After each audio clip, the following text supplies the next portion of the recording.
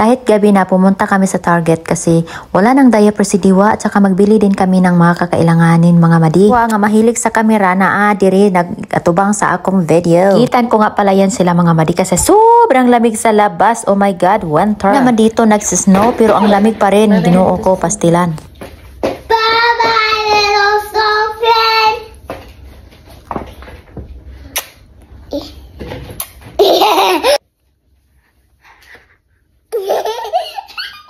Magbong ka dali wa.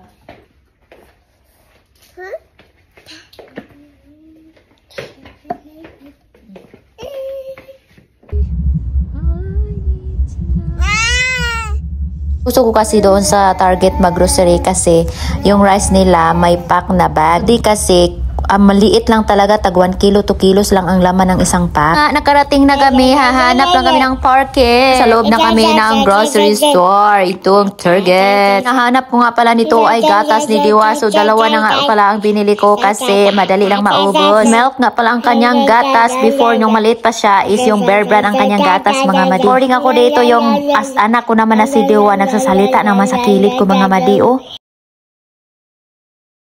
Tatlong klase nga pala ang binili kong rice, chares, mga madi. Kinabukasan, tinistingan ko yung tatlong rice na binili ko. Ay, nako mga madi. Madi-disappoint talaga ako sa binili ko na rice. Pag niluto mo siya mga madi, parang lang, bungkag kay siya mga madi.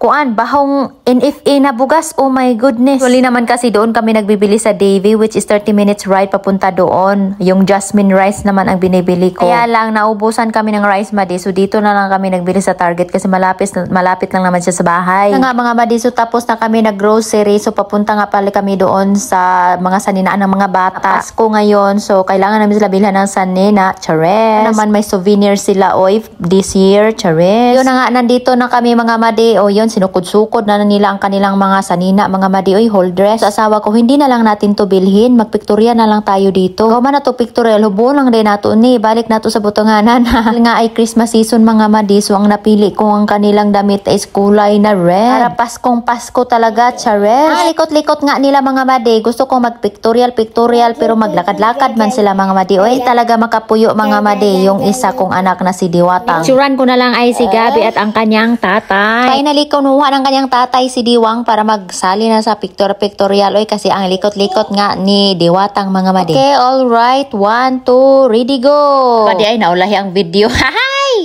Okay, lights, camera, action! Chares!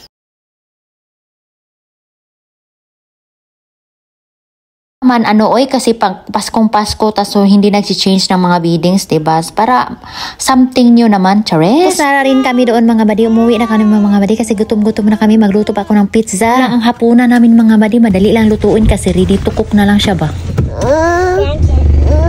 Naro. Luto ng ating pizza, kain na tayo mga madi. Gutom na si Uka.